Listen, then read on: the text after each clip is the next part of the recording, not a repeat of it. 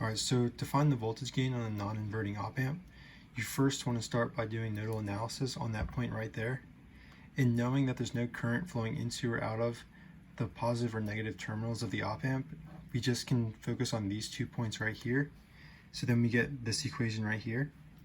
And then knowing that V plus is equal to V input, and then also the voltage at the positive terminal and the negative terminal are equal, we can plug in V input for V negative, which we get this equation right here.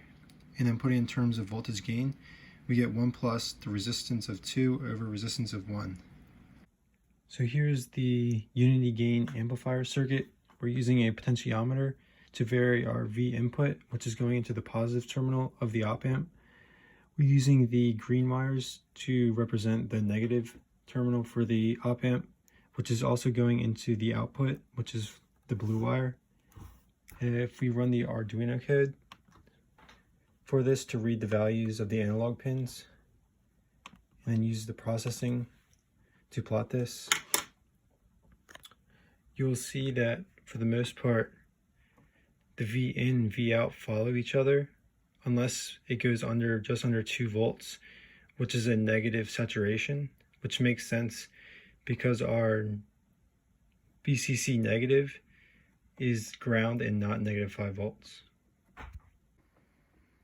So here is the inverting op-amp circuit. In order to achieve the negative 10 voltage gain, we have to use a resistor value for R2 10 times greater than R1. And to achieve that, I use a 10 kilo ohm resistor for R2 and a 1 kilo ohm resistor for R1. So if you're looking at the circuit, we also had to use a 1 kilo ohm and another 1 kilo ohm resistor to create a voltage divider so that we can get a 2.5 volt virtual ground for V positive. And then if we look at the circuit for this, for the processing code, the V in starts at V0, but then as we go up and increase that value and we surpass the virtual ground, the V out slowly becomes negative.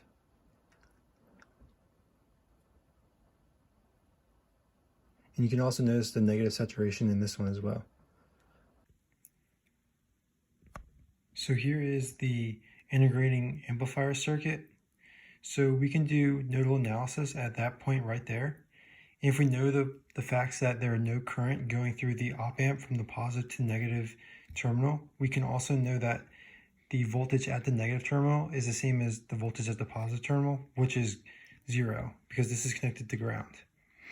So knowing this, we can do nodal analysis, and we get IN, which is the voltage over this resistor, is equal to the current going out. And that is the same as the current over this capacitor. So we can write I out as IC, or C dV dt. And then if we go down here, we get Vn over R is equal to C dV over dt, which is also written as Vn over R is equal to C d0 over V out over dt, which can be written as, then we solve for V out, we get V out is equal to negative 1 over RC, the integration of Vn t dt, which we can also write it as this right here, which is negative 1 over J omega RC Vn. Here's the integrating amplifier circuit. We have a resistor and capacitor in parallel after the potentiometer for the output. If we go over to the processing code, you can see that when our Vn is high, our capacitor is low. And then once we cross about 1.85 or 1.8, the capacitor charges up.